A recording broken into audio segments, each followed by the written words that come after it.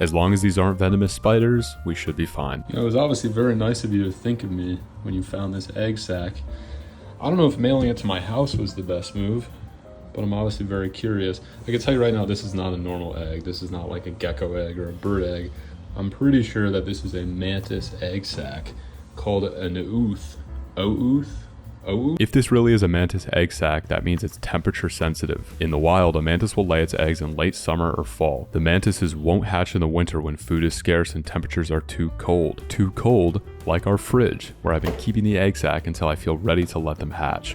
And I guess that's right now. So what I'm gonna do, I'm just gonna put it right in here, next to the second one that you sent me.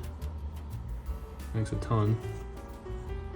And just hope that it's not venomous spiders. Okay. And just 2 weeks later, we have life. These are praying mantises, and there are hundreds of them. And from what I can see, these are Chinese mantises. These were technically considered an invasive species, but now hundreds of years later, and they are, to some, considered a naturalized species, but others disagree and still consider them harmful to native insect populations. With that said, it would probably be a no-no for me to just release these. It's also illegal to ship exotic mantises, so what should I do with hundreds of tiny mantises? Oh, I'm sorry. Well, you'll see. You see, mantises are cannibals, meaning they will eat their own kind. If I do nothing, these mantises will eventually just eat each other until there's one king left.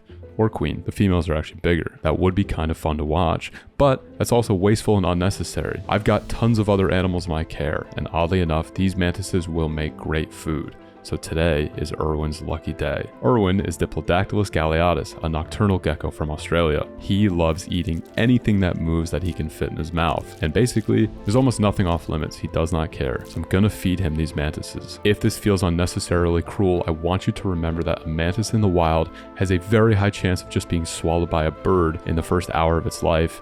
And if it makes it through that, it would probably be eaten by one of its siblings, alive, slowly. So all things considered, this is a pretty good way to go. Even though Irwin has never seen a mantis, he knew what to do right away. It's lights out for the mantis, and Irwin scored some very unique calories to power that adorable little body. Do not mail me any more eggs, or I'll have to make a video, and I can't right now because I'm really tired. Promise not to, okay? Promise.